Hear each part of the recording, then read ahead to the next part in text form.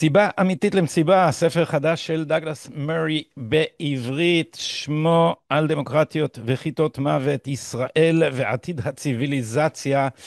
ואנחנו עשינו אירוע השקה מיוחד, חי, יחד עם דאגלס מארי, של ספריית שיבולת מבית סלע מאיר, בשיתוף עם ערוץ שומר סף, והקלטנו אותו, ועכשיו אתם תוכלו לראות אותו, לא לפני שאספר לכם שהוא גם משיק את העונה החדשה השביעית במספר של ספריית שיבולת מבית סלע מאיר, ושאם אתם עושים מנוי לספרייה הזאת ומצוידים בקוד שומר, תוכלו לקבל יחד עם המנוי מתנה עוד שני ספרים של דאגלס מארי, את המוות המוזר של אירופה שחייבים לקרוא אם לא קראתם, ואת שיגעון ההמון. ואם כבר יש לכם, קבלו ותנו למישהו מתנה ותעזרו לו להתפכח. הבאץ' הראשון בעונה החדשה, 3 ספרים. אחד, הספר אמריקה השנייה של ג'יי די ונס, זה הספר שבגללו הוא נעשה סגן נשיא. הספר המצמרר של אלי שרעבי, חטוף, על הקורות אותו במנהרות החמאס. והספר הזה של דאגלס מארי, שעליו נדבר וללא הקדמות מיותרות, הווה נצפה באירוע שהוקלט בשידור חי, בנוכחות נדמה לי איזה 700 או 1,000 איש שצפו בשידור החי. הנה.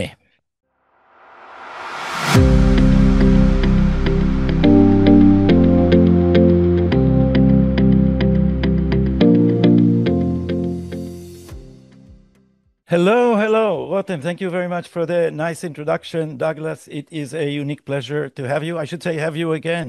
We introduced your last Hebrew book on my podcast as well. And as you know, Israelis are looking up to you, following you, rooting for you when you fight with Gidon Levy or other people on the world stage.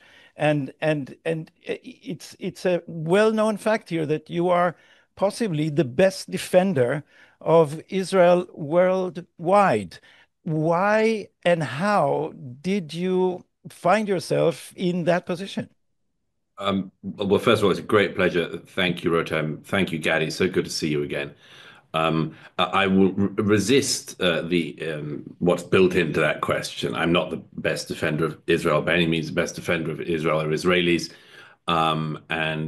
I merely write and speak and use my voice in whatever way I can to say what I think is true, what I see with my own eyes, and what I believe is very obvious morally. I think there have been an extraordinary array of people since the 7th of October who have also, been in the public eye, amazing men and women of all ages who have also have realized that you have to step up and counter, as you do all the time, the unbelievable avalanche of lies that comes towards everybody who wants to tell the truth about this conflict and indeed the situation of Israel in general. So it's very flattering of you to say that, Gadi. But no, I don't think in those terms. I think there's been a huge effort by people in public discourse, in the media, and so on, who've been trying to push back. But the main, I should never be under any illusions. I know you're not, but the main thing that is changing the reality is the actions of the Israeli people, particularly the IDF and the IAF. So when I try to follow the trajectory of your writing ever since the strange death of Europe, you've been outlining I'd say, an autoimmune disease in the West that has lost its stamina or its ability to defend itself. And there's the Judeo-Christian tradition on the other hand, and what we all call woke. I don't think we called him that when you first wrote the Strange Death of Europe. It had many names: political correctness, postmodernism, identity politics, multiculturalism, and other names to the same autoimmune disease. And you gradually had more and more focus on Israel. You visited here a lot. And now in this book, you place Israel at the forefront at this worldwide struggle of ideas. What Yeah. made Israel this spearhead in this conflict of ideas? Well, I think there are a lot of things. You're right, Gaddy. There is a sort of rationale. I wasn't particularly aware of that as I was going through the last decade, but there is a sort of rationale to it. You're right. I've tried to diagnose, explain, and confront the ideologies that have come up in, particularly in the last generation, which I would say would include Western self-loathing, um, Western self-abnegation, the attempt to disown your own past, your own history, your own culture, to regard everything as good as long as it doesn't come from your culture, from our culture.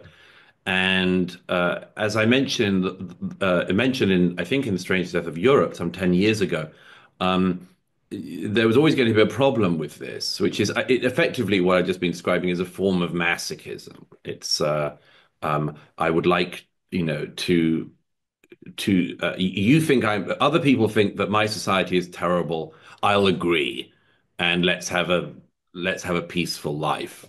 And I said many years ago, I mean, the problem with that is what happens if you meet real sadists who agree with you that you're awful. And I think that much of the West, America, Britain, Europe, and so on, have not yet actually as forcefully encountered that. That the people who treat themselves to hating the society they're in or thinking it's the worst possible society, you can still do that in a way in Europe and Britain and America.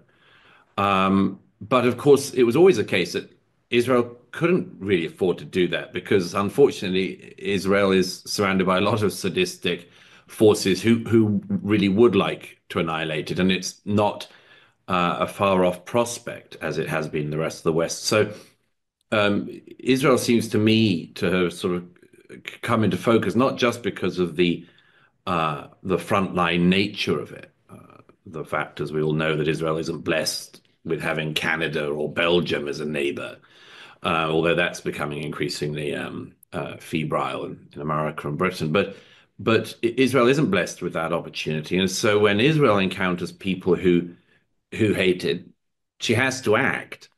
And as I say toward the end of On Democracies and Death Cults, among much else, this last couple of years, most of which I've spent in Israel, although I've been many times for some decades now, uh, the last couple of years has provided a kind of answer to something that I'd thought about all my life. I remember after 9/11, the jihadists of Al Qaeda saying, taunting the West, we love death more than you love life. And I remember hearing that after jihadists blew up the Spanish trains in 2004, when they attacked the London Underground and buses in 2005, when the same thing that ISIS said when they carried out their slaughter in Paris in 2015 and 2017. They always said this thing, and it seemed to me, as I say in the book, in this new book, it seemed to me that it was an almost insuperable challenge. What could you do against groups that really did worship death? And then on the 7th of October, we saw that in its most appalling and most serious manifestation, in a way, which was, as you and everyone with us knows, was more than 4,000 death lovers, death worshippers, death cultists doing their best to actually destroy Israel, to destroy the Jewish state. And for me, what brought it all into perspective was two things. One was the nature of that day, the nature of the atrocities, the challenge, some of which I outline and go into detail in the book. But the second thing then was the response of Israelis of all ages to say, okay, to show very well the fight is on. These people really do mean this. They really do want to annihilate this. And even if this is forgotten knowledge, it's not forgotten anymore, and we will fight it. And as I say toward the end of this book, one of the answers, which I think Israel has demonstrated since October the 7th, 2023, and is demonstrating and has been demonstrating again, especially in the last 2 weeks, is we will not apologize for loving life. We will not apologize for being people of life. And if you choose to be the people of death, if you literally wish to worship death as Nasrallah and Sinwar and Khamenei and others do, very well, we will fight you and we will win. And this seemed to me to be an answer to a problem that maybe I've been overthinking all these years, but it's certainly the answer. Uh, has it be, I'll ask two questions at once. Has it become harder to defend Israel after October 7 rather than easier? And what do you feel is becoming of it in the aftermath of Iran, the Battle of Iran, shall we call it? Is there a Yeah, change? I'd say two things. Firstly, I think that telling the truth internationally about the situation that Israel is in has always been extremely difficult. It's certainly been very difficult for some decades now, as you know. Um, and that is because of a number of things. One is the extraordinary and in some ways unnatural, although I try to explain it in the book, obsession with Israel. So that whereas there is not ever a protest on any street in the West about the ongoing Turkish occupation of northern Cyprus, for instance, there's not been a year since the 1970s, indeed not even then, when the Turkish occupation of northern Cyprus was forefront on everyone's mind and people would march and condemn and so on. By contrast, Israel has taken on this unbelievable burden, or has been handed this unbelievable burden, to constantly have to justify what the country needs to do to survive, and absolutely everything can be used against it. I use some examples in this new book that are, I mean, the obscenity. Israel since October 7th has been criticized for not getting the hostages back, and criticized for getting the hostages back, criticized for not doing enough to get the hostages back, and criticized for doing too much to get the hostages back. And that's just one example, but it's absolutely everything. And I think that the intense focus that has just uh, metastasized since the 7th has certainly made it more difficult, because there are now so many people who know the region not at all, know the situation of Israel not at all, but believe they know everything because they've read Wikipedia or something like that, and they've developed a very hard and indeed usually wrong-headed view. I think that the events of the last couple of weeks, and I'm so glad to be with you now and speaking of this because I'm longing to hear your views on this as well. I mean, it's it's been an extraordinary time. I don't need to tell you and the people joining us. Um, and the way I would say it is, what will historians call this war? I happened to be with a historian friend when the Israeli bombing began, and I remember um, by day four, then day five of the Israeli Air Force's operations over Tehran and the rest of Iran, I said to a friend, she said, "I think it looks like the Israelis might wrap it up by tomorrow," and I said, "Wow, it'll be the 5-day war." They're just getting better and better at it. 6 days. No one saw that we had a 2-day war in Syria. Nobody noticed. We Exactly, destroyed the absolutely. Syrian army in 2 days. Yeah, the as I mentioned somewhere in the book, the destruction of the Syrian Air Force by the Israeli Air Force was, I think, item four on the BBC News. This stuff has just been washing past. So many achievements have occurred, but in some ways, as I go back to this thing, what would this be called historically? And it might be the 12-day war, as people are calling it. It might be the October 7th war. It might be the war of 1979 to 2025, because, as you know, toward the beginning of the book, I retell the story of the fateful plane that took off from Paris in 1979 carrying the Ayatollah Khomeini. Khomeini. And everything in the region changed. The Saudis panicked in 79 because Khomeini was bringing extreme Shiite Islam, and they tried to counter it with extreme Sunni Islam. Then there's the building up for decades of the terror proxies, the encirclement of Israel by enemies backed by Iran. The whole thing hasn't completely finished, but it's very nearly there. And as I say, maybe it'll be the war of 1979 to dot, dot, dot.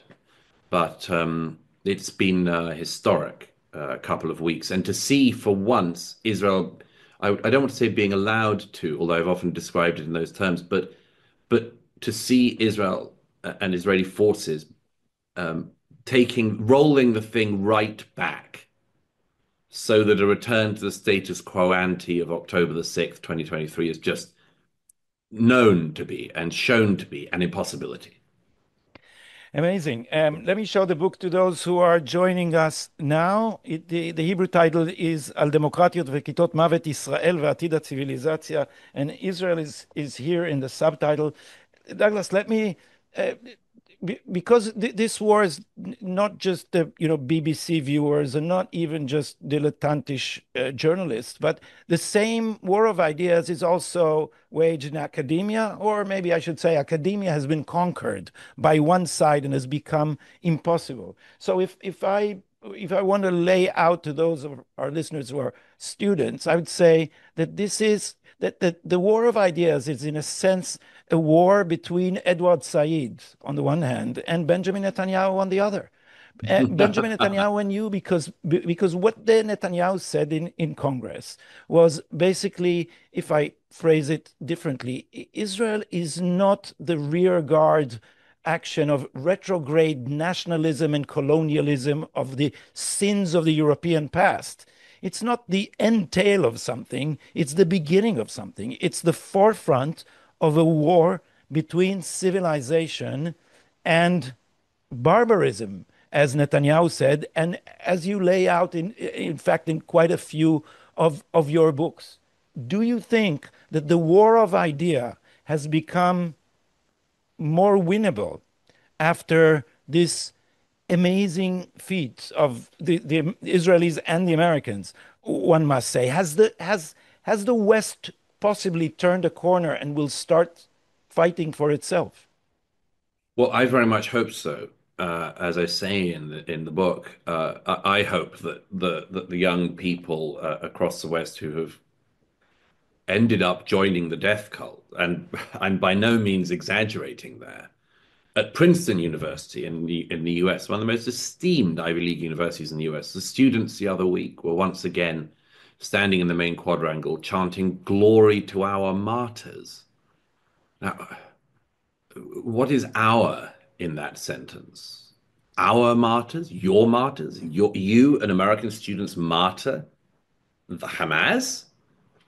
And I say a number of times in the book, just compare these idiot 20-year-old, 21-year-olds with their contemporaries in Israel, who will be not 3 years in to a degree that makes them reprehensible and unemployable, but 3 years into their army service. Just compare the quality of experience, knowledge, life, and commitment and ethic of those Princeton students and their Israeli counterparts. And it's night and day. It's absolutely night and day. And, I hope everything that is shown to be wrong takes a while still to embed itself that it's a bad idea. But just consider the fact that every single one, people like you and I have pointed out in the last couple of years, what are you doing? These international idiots. What are you doing glorifying rapists? What are you doing glorifying murderers and sadists and worshippers of death? Couldn't you find a more nuanced position? Couldn't you find a position where, I don't know, you express concern about the loss of innocent life in Gaza, but you also demonstrate that you are deeply concerned about sadistic death cults rampaging across Israel and trying to annihilate the Jewish people. Couldn't you do that? And the answer for a lot of people has been no. And I hope that the sheer force of events, among much else, will shift much of the outside opinion. And they've got a good couple of hints. I've mentioned this a bit in recent weeks, but imagine what it's like for those people who worshipped Sinwar. I mean, amazing as this seems to us, or who admired Sinwar. Well, Sinwar's gone, thanks to the IDF. Imagine the people who thought that Nasrallah was a great folk hero. Gone. Imagine the people who thought the IRGC were the sort of forward battalion of liberal rights. Gone. The Houthis, very nearly gone, certainly disabled. So maybe the fact that all of their heroes, very nearly all of their heroes, are dead, might demonstrate to those people Something. outside Israel, they might be on the losing side. Well, They might. how about they just adapt their Che Guevara t-shirts to Khamenei t-shirts? Well, I did see posters of protesters in London last weekend carrying Khamenei posters, and fine. I mean, if he doesn't die of unnatural causes, he'll die of natural causes quite soon, I'd have thought. And there's another one of their heroes gone. But I mean, imagine what could be achieved in the coming years if once the military and strategic successes of the IDF and IAF are settled in, people realize that in this extraordinary civilizational challenge and during the extraordinary and horrifying moments of October the 7th and afterwards, imagine what these people will eventually think when they realize that they chose the side of the rapists and the murderers and the sadists and the death worshippers. And Roger Waters. There's no point in trying to analyze the thought of Roger Waters. I think I play guitar about as well as he thinks.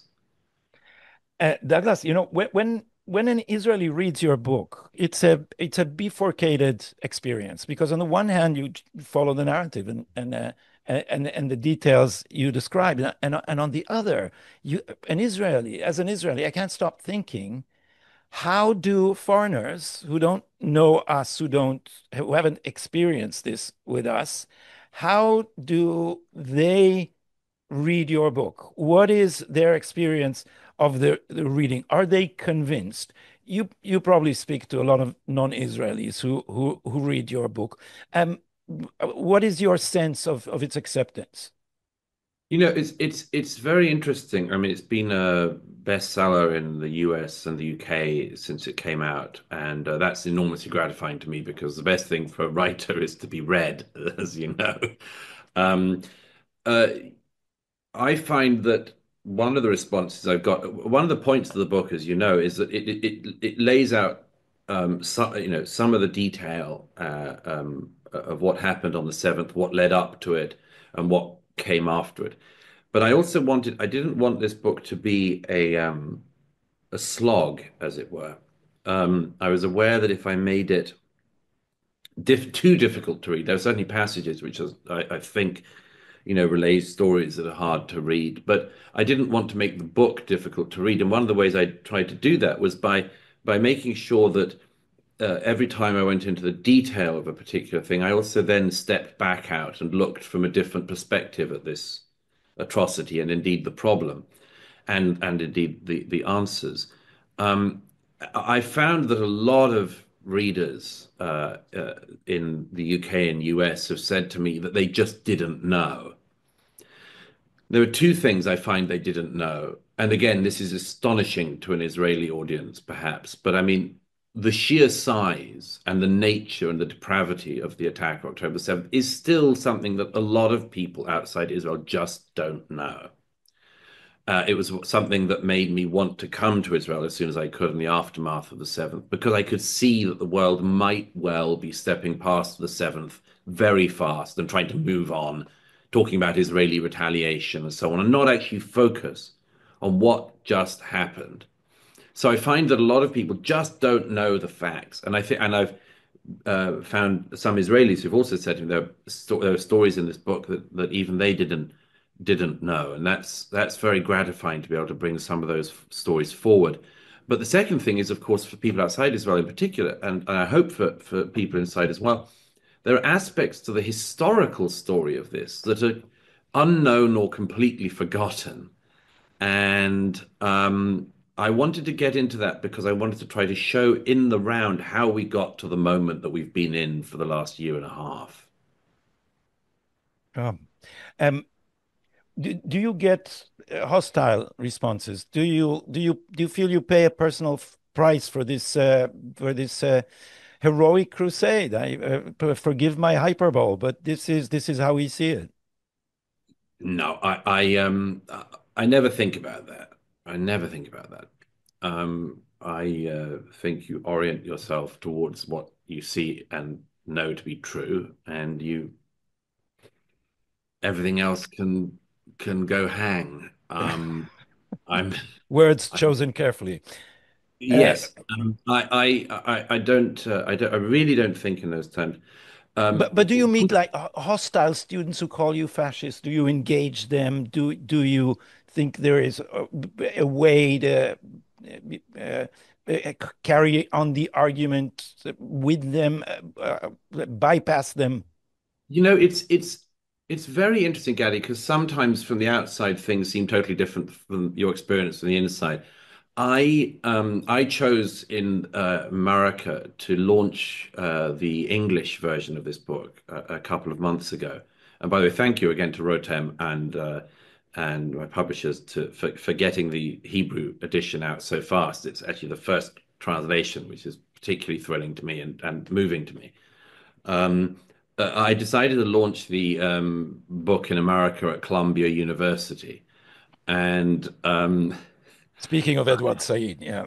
yes, I did so because Columbia University in New York had been one of the worst places where there had been violence against Jewish students, violence called for against all Israelis and indeed all Jews since the 7th of October. Reprehensible, and a university which I think has sullied its name and so on. But I wanted to launch the book there, and it was what you might call a stress test of the institution, which the institution obviously knew because the Trump administration has been threatening to, or was already threatening to withdraw funding if the university didn't wise up. And I found for that event, I had a full lecture hall of students, and they were Jewish and non-Jewish, a couple of Israelis, but mainly all American, and they were wonderful. And they were wonderful, and they were so pleased, as I was, to be there. They were so pleased I was there and giving a view that has not been aired on their university campus since the 7th of October, not for a long time before either. So my experience is not embattledness at all, but Oh, everywhere interesting. I go, finding people who tell me that I encourage them, but who maybe don't realize how much they encourage me. You know, it's one of the great moral lessons in a way that I've learned in the last couple of years has been the way in which it's so interesting. I think you might call it a virtuous cycle, which is not to pat myself on the back, but that sometimes if you say something true, you encourage other people to also speak up. And before you know it, everyone is encouraging each other. And I think this is a wonderful thing. And so any encouragement I give other people, I get back it just in huge quantities. And that's what I think about. And yes, of course, sometimes I'll be on a stage or in an interview or elsewhere with a Gideon Levy like character, and but that doesn't bother me. That's, by the way, one of the things that's most important for anyone who's joining us who wants to be, or a journalist or writer, is that you find that if you see things with your own eyes and you keep yourself focused on that, you really can't be thrown off by or at least hopefully not thrown off by the propagandists and the myth inventors and so on, because you've seen it. And for me, that's been one of the most important things when writing this book is that everything about it, almost everything about it, is from things that I've seen, that I've sat with the families, I've heard their stories, I've been with the people in the hospitals. I've been with the IDF in Gaza. I've been with the IDF in Lebanon and so on. So I know that when people make outrageous claims, I know that they're wrong, not just because morally I know they're wrong or something like that, but I've used my eyes and And you know which river and which sea. I That's a do plus. indeed. I do That's a great indeed. plus. I've seen the river in question, and Both. amazingly, Gaddy, I've seen that sea. Can you imagine? Before we take some, there are many, many questions from the audience. I'd probably choose two, but before we do, you know, I'm a bit of an Anglophile because when I was in the second grade, my parents took me. They were on sabbatical in London, and I love London ever since. But recent visits to London are a jarring experience. It's something else. Um, and I've seen Katie Hopper, I think, discuss the number of Muslim mayors who declare that Sharia law is superior to British law. Is I don't want to sound too dramatic. Is England redeemable? Can it wisen up, as you say, and find its soul Well, again? well, I would extend the question out not just to England, but to everywhere else outside In the Israel, West. and which is, I mean, just consider 2 nights ago, I'm in Los Angeles at the moment. 2 nights ago, I was going on stage in Los Angeles, and I heard just before going on that Mandani had won the Democratic primary in New York to be mayor of New York. And this is somebody who is clearly a radical, clearly has Islamist tendencies, has refused to condemn calls for intifada in America, by the way. I mean, it's astonishing. Can you imagine? I mean, somebody who would like to be mayor of New York, who believes that intifada is a desirable thing. This is horrific, horrifying. And says that he will arrest Netanyahu if Netanyahu steps in his city. That's Yeah, amazing. I mean, we would see about that, by the way, because I don't think that Yeah, he after gets to the Trump's mayor. tweet last night, it Yeah, seems like he would have yes. trouble with the National Guard if he tries to But do that. it's astonishing watching it because this is what we've seen in Britain and in Europe for many years, which is the emergence of radical figures who clearly hate our way of life in the West, many of whom have arrived, like Mandani, very recently. And they pretend that they've dropped their sectarian politics, but they haven't. And they pretend to have dropped their Islamist attitudes, but very often they haven't. And to my mind, these countries, Britain, Europe, America, Canada, they're experiencing a little bit of what Israel cannot turn away from, cannot ignore. And the question is then, do we in the rest of the West accept this challenge, face up to it, and face it down? Or do we just allow ourselves to be constantly rolled over by extremely hostile actors? And that's a question for all of us. And I'm in a way like a lot of Israelis. I'm uncomfortable, to put it at its mildest, at the way in which Israel has been thrown to the forefront by these radicals who have no say in the matter. I mean, for instance, even if Mandani was to become mayor of New York, God forbid, right, the mayor of New York isn't meant to have a foreign policy. I mean, he's meant to he or she is meant to make sure that for once the garbage bags are collected and there aren't rats on the streets and that you can get on the subway without being set on fire um, and or shot or stabbed. These are all good things to do, but like his would-be counterparts elsewhere, Israel and obsession with Israel and Israeli foreign policy and Israeli defense policy becomes the number one issue for them. Yeah. And that is really alarming, and it should be and will be, I know, very alarming to a lot of Israelis because this is too much attention and negative, deliberately hostile attention. Why should a foreign war be litigated in a domestic local politics? It's Except that, as with counterparts in the UK like that. They cannot get off their obsession with Israel. And I explain at a couple of points in the book why that is. And again, I don't think most people in the West, and I think a lot of Israelis don't understand don't understand the depth of the hatred and the bigotry and where it actually comes from.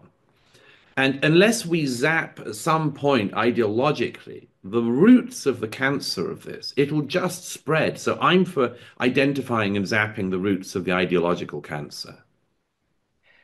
There seems to be a continuity of anti-Semitism where the Jews were the ultimate other at the worst possible time in the 30s, and then became the ultimate we, the epitome of white male European colonialism.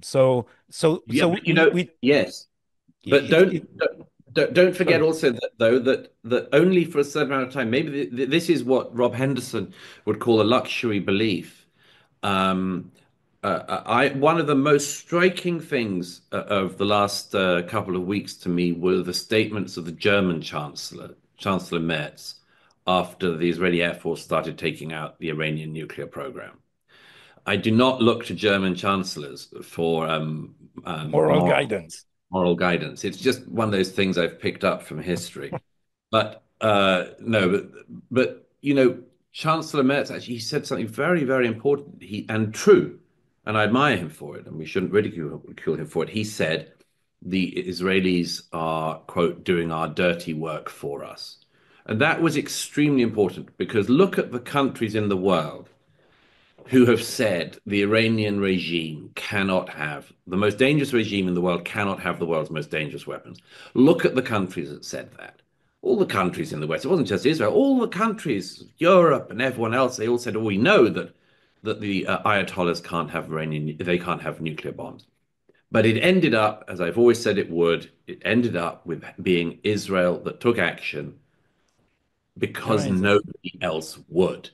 But the fact that the German chancellor was willing to say, yes, this regime in Tehran is a regime of death. It's a death cult regime. And thank God the Israelis stepped in and did what Metz described as our dirty work for us, because none of the others were going to. Well, you've answered the first question by Lior Nachmias when you talked about the mayor of New York. So I'm not going to ask that, but I'll summarize a question by Deborah Michaels um, to say, is this at root a religious conflict, which may not be solvable in that case, in your opinion? I think there is certainly an aspect to it which is obviously religious. Yes, yes. I mean, Iran and its terrorist proxies cite religious sources and religious justification for their bigotries. So obviously there's a religious element to it. There's two things I would say quickly. One is again, I think most people don't realize this in the West, but the deep theological roots of much of this, which one of which is that the Jews were among the first to refuse the invitation of Muhammad to accept his prophecies and accept his revelation. And the Jews said, "No, we've got our own book," effectively. And for many people in the Muslim world, that is the ultimate sin to have rejected the Prophet Muhammad, as they think of him, from the beginning.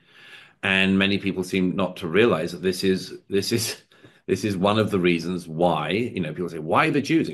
There are different types of anti-Semitism, but Islamic anti-Semitism has its roots in the origins of Islam and the story of the origins of Islam. So then that's very, very deep.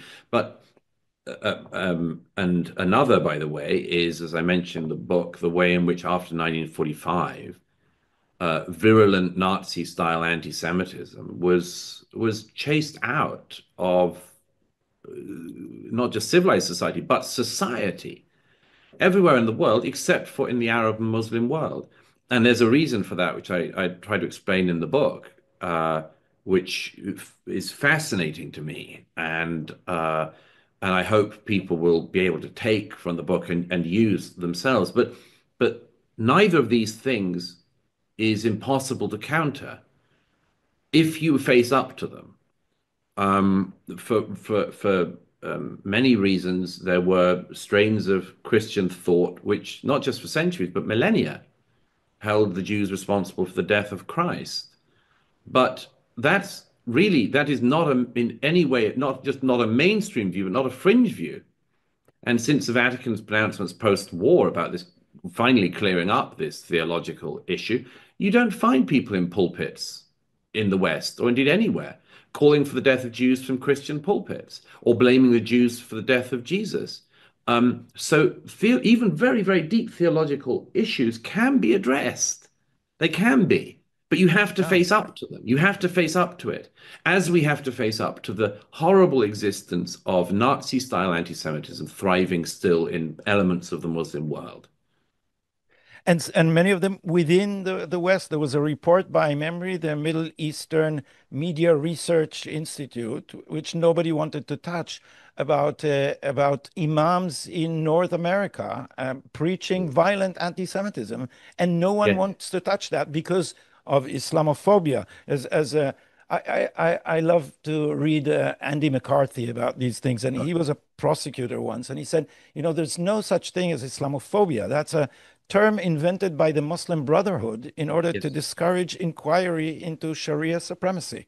It's just, but this weapon is to go back to your observation about masochists. It seems that when the masochist first meets a sadist, they're elated at first. There's a perfect match. There you are, until they realize it's not a game, and Happy couple. yeah, exactly. So it's yin and yang until they realize it's murderous, and that may be too late. So university professors and even shamefully Jewish liberals are groveling at the feet of anti-Semites in order to purify their own conscience at the Oh, by the way, expense. an Yep. example of that, Gadi, I mean, I don't need to tell you, but I mean, we can watch out in the aftermath of the last couple of weeks. Just watch out for all of the Jewish groups outside of Israel around the West who have spent recent years feeling that they have to intervene in Israeli politics and signing joint letters distancing themselves from the government of Israel and much more. Just watch as these people. Um, I mean, it's a sort of human thing. We pocket successes and then gripe again, and it's part of our nature. Yeah. We get technological advances, we pocket them as if they were inevitable, and then gripe that it's not working fast enough. Watch the groups who, after the historic actions of the last couple of weeks, will go back to criticizing minimal and distancing themselves from issues of minimal importance and forgetting to acknowledge that something truly historic has just been achieved. Let's take a couple of quick ones, and then we will conclude. I will generalize from Roman Spector's interesting question about the prospect of a grassroots movement from the likes of Tommy Robinson in Britain, and maybe in other places too, where the sovereigntist right, when it doesn't seep into the other side of anti-Semitism, is on the rise. Is that a reason for hope, for optimism about the future in Europe and the United States? It's very difficult because there are these sets of moves that are being used to shut down such a movement. You just mentioned one earlier, Gadi, the move of Islamophobia, for instance. Watch as Mandani in New York in the coming days and weeks tries to counter his virulent anti-Semitism by accusing his critics of Islamophobia. Just watch as it happens. Yeah, yeah.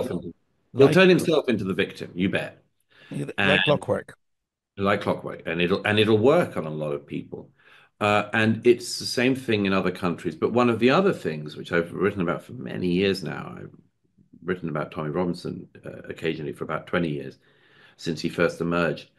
Um, there is a pattern in the West, which is that if there's a problem, like the problem of jihadism, the problem of extremism, Islamism, worship and support of the death cults. If there's a problem like that, the tendency is for the authorities to clamp down not on the problem, but on the people identifying the problem.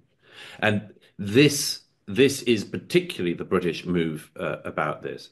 The British state has come down on Tommy Robinson far harder than it's come down on any Islamist who has done anything. Or on grooming gangs, that basically.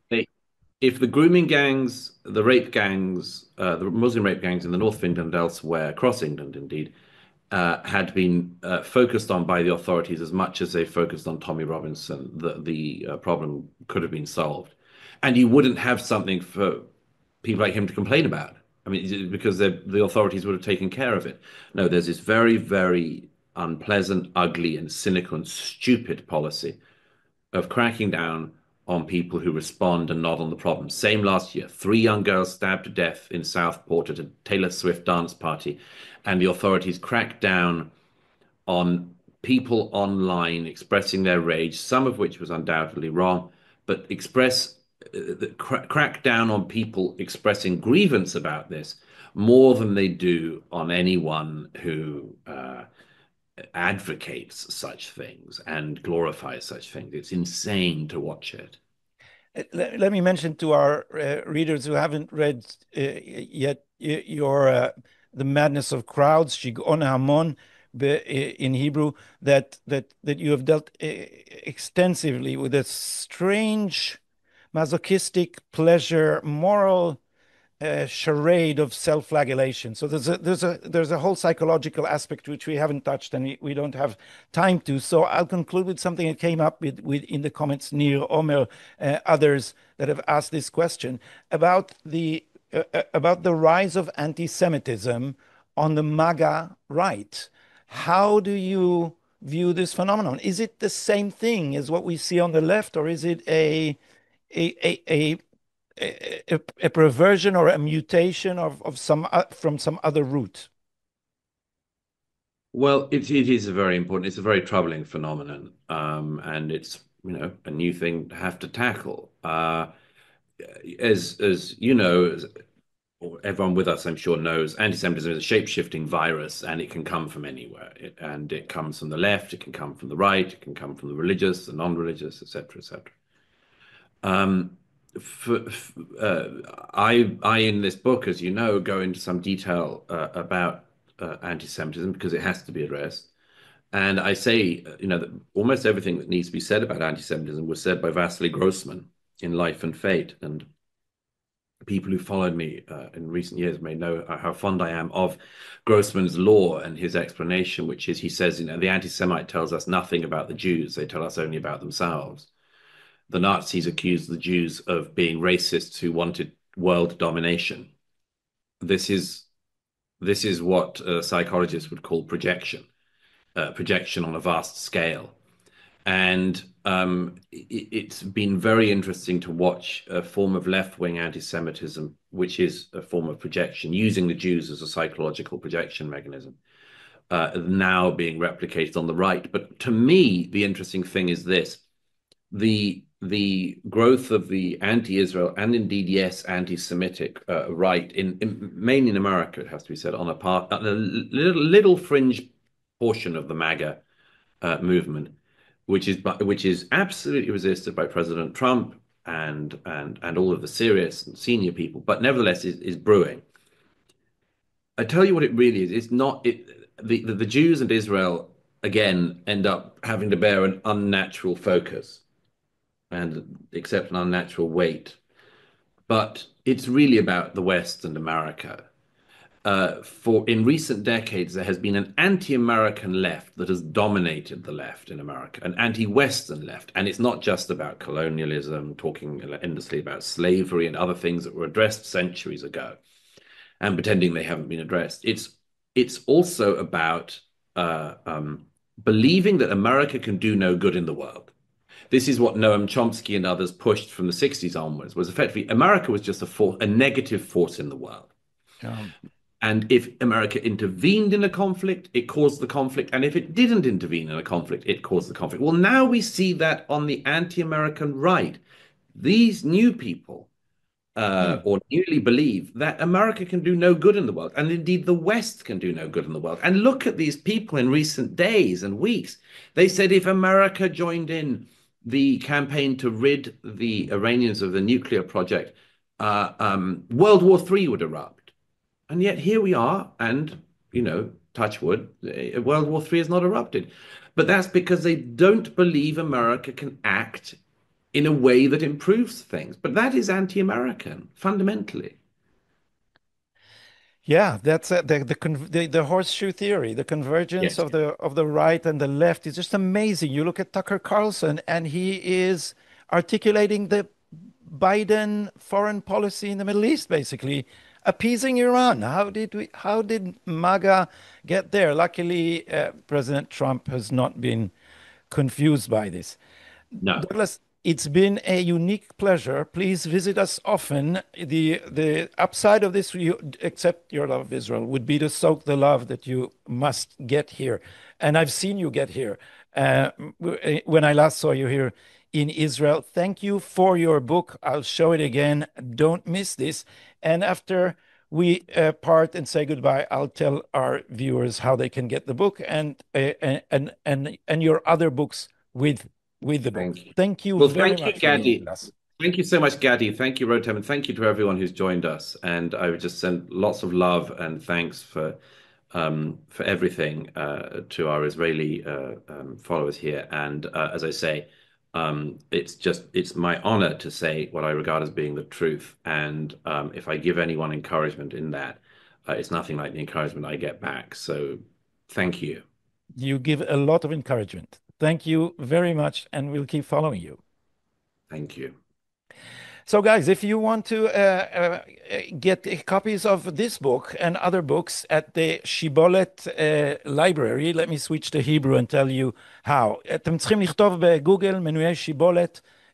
אם אתם צופים של שומר סף או צופים של הוובינר הזה, תכניסו בבקשה את הקוד שומר באנגלית SHOMER, ותוכלו לקבל עותק של המוות המוזר של אירופה ושל שיגעון ההמון של דאגלס מארי, שני ספרי חובה. אם במקרה כבר קראתם אותם, תקבלו עוד עותקים, תנו מתנה למישהו שאתם חושבים שכדאי לעזור לו להתפכח. תוכלו כמובן להשיג את הספר הזה גם בדוכני שבוע הספר של סלע מאיר. שבוע הספר ממשיך אל תוך יולי, וגם אם אתם עוברים בסביבה, לא יזיק לקנות עותק של ניידים ונייחים, אם במקרה עדיין אין לכם עותק כזה. תודה רבה שהייתם איתנו, ולילה טוב מתל אביב.